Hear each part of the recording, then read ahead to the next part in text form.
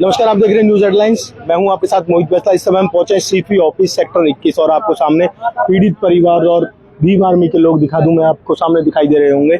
एक बार जानते हैं पूरा मामला कि आखिर क्यों पहुंचे हैं। पुलिस से परेशान है, कभी मारपीट झगड़ा, शिकायत देने के बाद एफआईआर दर्ज, पुलिस वालों का अरेस्ट न करना, 234 एफआईआर दर्ज हुई, आरोपी जेल जाने के बाद दोबारा 234 एफआईआर दर्ज हुई, कोई कार्रवाई नहीं। फिर 301 दर्ज हुई, कोई कार्रवाई नहीं। माँ को पीटा गया, भाई को पीटा गया, इसको पीटा गया, घरवाली को पीटा गया और शुक्रवार को इनके पिताजी को पीटा गया। परिवार जो अभी 2 तारीख की शुक्रवार गया है, शुक्रवार को पिताजी को पीटा गया, इनका पिताजी पीटा गया। लेकिन जो पर्वती कॉलोनी के जो पुलिस चौकी इंचार्ज है महेश कुमार, बिल्कुल भी कार्रवाई करने को तैयार नहीं है, नथिंग, बिल्कुल भी। जब हम शिकायत देते हैं तो उसकी जिम्मेदारी बनती है हमें रिसीविंग दे। आज तक वो कंप्लेंट रिसीव डायरी पे नहीं चढ़ी है और ये बोल कर डाल दिया गया ये हमारे एरिया में नहीं पड़ता, जबकि जो उनकी जिम्मेदारी बनती है भाई वो उनका इलाज कराए। और इनके पिताजी के कान में दर्द है बहुत जोर से, उनको मेडिकल की जरूरत थी, मेडिकल नहीं कराया उनका। पिताजी इनके अभी आगे रास्ते में आ रहे पिताजी। तो ये परिवार इतना परेशान हो गया। मैंने इनसे बात की है, ये डीजीपी के पास जा रहे थे जब ये, तो कह रहे भैया हम इतने परेशान है, कभी मेरी माँ को मार रहे, कभी बाप को मार रहे, कभी मुझे मार रहे, भाई को मार रहे, हम जिक्र करेंगे क्या। और पुलिस सुनने को तैयार नहीं है। तब इन्होंने एक आह्वान किया कि हम डीजीपी के कार्यालय पर जाकर आत्मदाह कर लेंगे। जब वहाँ पर ये डीजीपी के यहाँ पहुंचे हैं तो वहाँ पर सीआईए, जो वहाँ की पंचकुला की सीआईए है, वहाँ पे इनको डिटेन कर लिया, पूरे दिन इनको बैठाए रखा, डीजीपी साहब से नहीं मिलने दिया गया, ठीक है। और फरीदाबाद की जो सीआईए थी, सेक्टर 37 की सीआईए, वो उनको लेकर वापस आ गई कि सीपी साहब से मिलो, सीपी साहब आपकी कार्रवाई करेंगे। जबकि ये पहले भी सीपी साहब को इस मामले में लेकर मिल चुके हैं। मतलब सीपी साहब के संज्ञान में मामला है, डीसीपी साहब का संज्ञान मामला है, एसीपी का संज्ञान मामला है, एसएचओ का संज्ञान मामला। लेकिन एक चौकी इंचार्ज है वो, उसकी इतनी लापरवाही या इतना बोल सकते, तानाशाही बोल सकते हैं, जब उनके अधिकारियों का संज्ञान मामला है तो वो चौकी इंचार्ज इस पर कार्रवाई करने को तैयार क्यों नहीं होता है। सुशील भाई, प्रशासन का कहना है कि कुछ लोग तो गिरफ्तार भी करेंगे। हाँ, कुछ लोग गिरफ्तार कर लिए हैं। वो गिरफ्तार जब किए गए जब इनके भाई के हाथ में टूट गए। 234 एफआईआर दर्ज हुई, पहले 72 नंबर एफआईआर दर्ज होती है। आरोपी जेल से बाहर आने के बाद धमकियां, वीडियो के साथ धमकी दी गई, आपके न्यूज के माध्यम से चलाई गई वीडियो, स्पष्ट बोल रहे प्रशासन कुछ नहीं कर सकता। फिर 234 दर्ज कराई, परिवार घर छोड़ने मजबूर हुआ। सीपी साहब के आदेश से 234 एफआईआर दर्ज हुई। जब सीपी साहब ने आदेश दिया एफआईआर दर्ज करो, तो उस एफआईआर में इतनी लापरवाही, 6 महीने हुए अरेस्टिंग नहीं करी। फिर उसके बाद एक वीडियो आती है, गाली गलौज कर रहे हैं, मारने धमकी दे रहे हैं, ये परिवार ले फिर पूछा चौकी इंचार्ज धमकी दे रहे हैं और 2 दिन बाद हाथ पैर तोड़ दिए। तो ये पुलिस की जो चौकी इंचार्ज है ना, जो चौकी है पर्वती कॉलोनी पुलिस चौकी, ये पूरी उसकी कमी है, लापरवाही है। मामला काफी पुराना हो चुका है। 2025 होली मार्च का ये मामला और आज अक्टूबर चल रहा है, जो अब तक ये मामला रंजिश खत्म नहीं है। मामला काफी पुराना है, और लेकिन ये देखिए आप, अच्छा सुशील भाई, इतना मामला पुराना होने के बाद भी महेश जी, परिवार का भी कहना है कि झूठी कंप्लेंट इनके खिलाफ भी। मैं बता रहा हूँ आपको कि इनके हाथ में तोड़ दिए, इनके हाथ में तोड़ने के बाद फिर ये हम ही लोग इनके परिवार के पास, पुलिस के पास खट्टे हुए, रात को 2-3 बजे तक बैठे, तो एफआईआर दर्ज कराई। एफआईआर दर्ज करने के बाद पुलिस वालों को 7 दिन का टाइम दिया कि गिरफ्तार कर लो, वो गिरफ्तार करके लिया है 7 दिन के बाद। फिर उसके बाद पड़ोसी हैं, जो कुछ लोग हैं जो इनसे चिढ़ते हैं, जाते मार से करते हैं, कूड़ा फेंकने को लड़ाई हो गई, तू में हो गई। उसमें एक महिला ने एक कंप्लेंट दी कि भाई छत पर खड़ा होकर 200-300-500 नोट दिखाता है, छत इतनी दूर है, 50-100 मीटर दूर है, वहां से उसको क्या दिख रहा है, 200 का नोट है, 500 का नोट है। ये फेक कंप्लेंट दी गई और बिना इन्वेस्टिगेशन के, बिना फैक्ट के एफआईआर दर्ज कर दी। जबकि कंप्लेंट इन्होंने भी दी थी कि भाई हमें परेशान कर रहे हैं, हमें कि हम जब कूड़ा गिरता तो हमें उल्टा सीधा बोलते हैं। कंप्लेंट इन्होंने भी दी उनके खिलाफ, लेकिन इनकी कंप्लेंट में कार्रवाई नहीं की गई। महिलाओं के नाम लिख दिए गए, मतलब पूरे घर का नाम दे दिया एफआईआर में, आनंद की घरवाली का, भाई का, मम्मी का, पापा का, सबका नाम दे दिया एफआईआर में। मतलब पुलिस कहीं ना कहीं दबाव बनाना चाह रही है, ये परिवार दब जाए और ये एफआईआर दर्ज कर, ये राजीनामा कर ले जो चल रहा है इस मामले में। इतनी बड़ी लापरवाही चल रही है।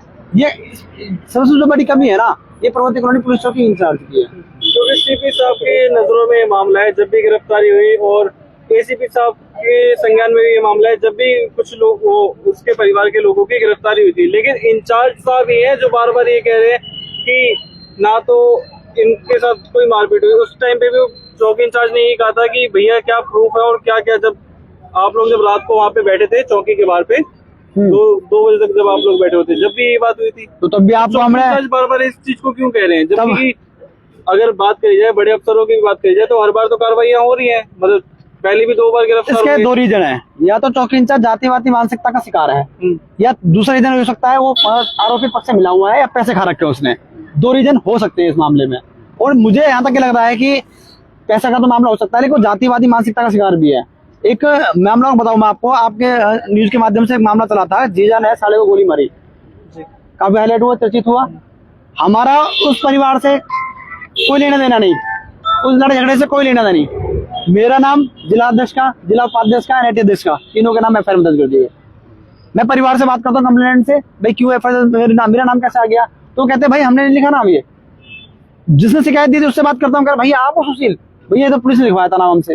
वो मुझे एफिडेविट लिख के दे रहे हैं इस चीज का कि ये नाम हमने नहीं लिखे हैं, हमने लिखवाया के साथ हो जब भी तो आप लोगों के ऊपर कार्रवाई होगी। ये देखो इनकी मानसिकता है, कहीं ना कहीं जातिवाद मानसिकता कि भाई ये कहीं लड़ाई हो रही हो इनको लपेट दो। इसका भी कारण, एक कारण है, कारण बता रहा हूँ मैं आपको। 2023 के अंदर ये एसआई जो महेश कुमार है, इन्होंने जातिवादी मानसिकता करते हुए मेरे साथ मारपीट की थी, और इसकी मैंने शिकायत सीपी तक लगा रखी है, कई जगह शिकायत लगा रखी है। लेकिन मैंने सामाजिक, कुछ लोग मेरे पास आए थे, मैंने इस मामले को ढीला छोड़ दिया। मैंने कोई बात नहीं, ये जब चौकी इंचार्ज यहाँ पर बन के आए, मैंने इनका 14 तारीख को वेलकम किया, स्वागत किया। मैंने कहा भी इनसे पुरानी बातों को भूल जाओ, हम आपको कोऑपरेट करेंगे। लेकिन ये कहीं ना कहीं इस बात को रंजिश में ले बैठे हैं। साहब के पास हम आए हो आप, ठीक है, इससे पहले भी आपने शिकायत दर्ज करवा रखी है, मामला संज्ञान में इनकी, क्या लगता है कार्रवाई होगी? देखिए सीपी साहब के पास आए हैं, विश्वास तो हमें, आश्वासन तो है कि पहली बार भी आए थे तो 2-3 एफआईआर दर्ज हुई थी, अब आए, अब भी कार्रवाई होगी। लेकिन कार्रवाई हमें पुलिस के खिलाफ चाहिए कि पुलिस जो लापरवाही कर रही है, SC/ST एक्ट के मामले में लापरवाही कर रही है, या परिवार मर जाएगा या परिवार रोज पिट रहा है, इसका जिम्मेदार है कौन? पुलिस के खिलाफ, किसके खिलाफ? इंचार्ज के खिलाफ, चौकी इंचार्ज? पुलिस चौकी में जो प्रतिकूल पुलिस चौकी में जो भी आयु रहा है, जो भी वो इंचार्ज है, उनके खिलाफ कार्रवाई होनी चाहिए। क्योंकि SC/ST एक्ट में प्रावधान है, यदि कोई अधिकारी लापरवाही करता है SC/ST एक्ट के मामले में, तो उसके खिलाफ भी SC/ST एक्ट का मुकदमा दर्ज होता है, बनता है मुकदमा। तो हमें उनके खिलाफ कार्रवाई चाहिए। तो सीपी साहब तो आदेश दे देंगे, लेकिन पालन जिनको करना है, सीपी साहब ने आदेश दिया, 234 एफआईआर हो गई, पालन उनको करना था, 6 महीने गिरफ्तारी नहीं की गई, तो ये इनकी लापरवाही है। जो वही पूछ रहा हूँ ना, क्या लगता है कार्रवाई होगी? मुझे तो नहीं लगता कार्रवाई होगी, लेकिन ये जो लग रहा है एफआईआर हो जाएगी कि सीपी साहब ने बुलाया, सीपी साहब अपना काम कर देंगे। जो नीचे के अधिकारी है ना, वो इस काम को, इस कार्रवाई करने को तैयार नहीं है। क्योंकि 301 एफआईआर हुई थी, इस लड़के के हाथ पर तोड़ दिए गए थे। जब आपने भी देखा था, ये लड़का पड़ा हुआ था वहां पर, तो उसमें 10-12 लोगों के नाम है, 10-12 लोगों के नाम पे एफआईआर दर्ज है। लेकिन 3 जो मैन आरोपी थे, पुलिस ने वही गिरफ्तार किए। पुलिस जिनको उठाकर लाई थी, जो हमें गुप्त माध्यम से पता लगा, पुलिस और लोगों को उठाकर लाई है, लेकिन उनको छोड़ दिया पुलिस ने, छोड़ दिया उनको पुलिस ने। और वही लड़के आके धमकी देकर, पिताजी को धमकी देकर मारते हैं, केस वापस ले रहे हैं, 3.5 लाख से मार देंगे। और शुक्रवार को उनके पिताजी पे जो हमला किया है जिन लोगों ने, वो कौन कौन? एक विष्णु नाम का लड़का है जिसने हाथापाई की है, और बाकी 2-3 लड़के और थे। उसके पिताजी सामने आने पहचान सकते हैं, लेकिन सामने पुलिस लाएगी नहीं, तो पहचानेंगे कहाँ से? वजह ये है कि पुलिस न कहीं ना कहीं से उनसे मिली हुई है। आरोपी इसलिए मारा कि आपने उसको चड्डा बोलते हैं, जो आरोपी परिवार है, महेश का जो परिवार है, अजय, विजय, अजय, मन्नू और महेश, तो कह रहा है आपने उनको जेल क्यों भिजवा दिया पूरे परिवार को, और आपको मैं तुझे मारूंगा, तो केस वापस कर। इस तरीके, इस बात को लेकर कहीं ना कहीं दबाव बनाया जा रहा है कि केस वापस ले लो। बिल्कुल जी, कहीं ना कहीं पूरा दबाव है, चौकी इंचार्ज का दबाव है ये। इस पर ऐसे कई मामले हैं चौकी इंचार्ज साहब के, कि वो जो SC का मामला होता है ना, उसको दबाने का काम करते हैं वो। जो इनके पिताजी का क्या नाम है? इनके पिताजी का नाम ज्ञान सिंह है। अच्छा, और मारने वाले कौन? मारने वाला विष्णु है। अच्छा जी, तो आप अब समझ सकते हैं कि कहाँ पुलिस की लापरवाही, कितनी लापरवाही इसमें रही है।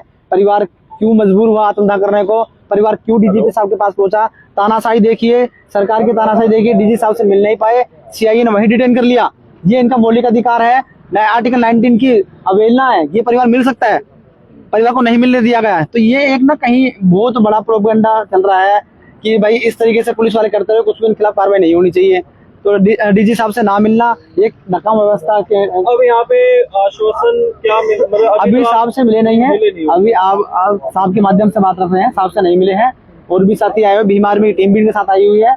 साहब देखते हैं क्या बोलते हैं, उसके बाद फिर आपको बताएंगे। उसके बाद भी अगर कार्रवाई नहीं हुई तो क्या? उसके बाद कार्रवाई द्वारा फिर DGP साहब के पास जाएंगे। अभी तो परिवार गया था, फिर दल बल के साथ जाएंगे, फिर उठाएंगे। ये ताना से चल रही है, द्वारा उठा लेंगे, लेकिन फिर द्वारा जाएंगे। कब तक करेंगे कार्रवाई? आज ना कल, कभी तो कभी कार्रवाई करेंगे। मतलब साफ कहने का मतलब ये है कि अगर इस बार CP साहब की ओर से अगर कार्रवाई नहीं होती तो सीधा DGP ऑफिस पहुंचेंगे। बिल्कुल जी, बिल्कुल, चाहे एक बार जाना पड़े। बिल्कुल, हमें तुरंत कार्रवाई चाहिए। ये नहीं कि इन्वेस्टिगेशन के नाम पर जांच चल रही है, तुरंत कार्रवाई चाहिए। जो उनको झूठा मुकदमा दर्ज किया गया ना, वो तुरंत खारिज होना चाहिए। उनके ऊपर 182 होनी चाहिए, जिन्होंने झूठा मुकदमा दर्ज कराया है, पुलिस के खिलाफ भी एक्शन होना चाहिए। अगर ये सीपी साहब तुरंत एक्शन लेते हैं इस चीज में तो ठीक है, फिर दोबारा परिवार को लेकर हम पहुंचेंगे डीजीपी साहब के यहाँ। ठीक है, एक बार परिवार में एक बार परिवार से पूछेंगे। भाई आप लोग भी कह रहे हो कि जो चौकी इंचार्ज है भाई आपका